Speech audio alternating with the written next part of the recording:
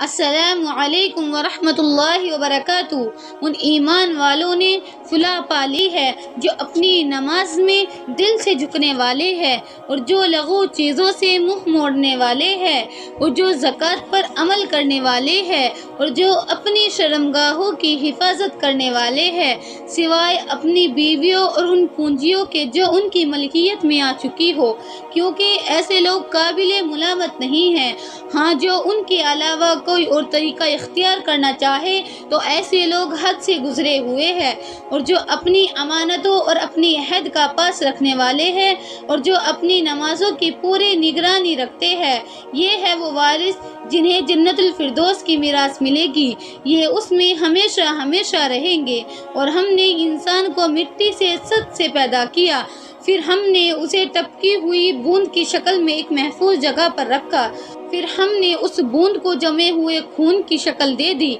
پھر اس جمے ہوئے خون کو ایک لوتھڑا بنا دیا، پھر اس لوتھڑے کو ہڈیوں میں تبدیل کر دیا، پھر ہڈیوں کو گوشت کا لباس پہنایا، پھر اسے ایسی اٹھان دی کہ وہ ایک دوسری ہی مخلوق بن کر کھڑا ہو گیا۔ غرض بڑی شان ہے اللہ کی جو سارے کاریگروں سے بڑھ کر ہے۔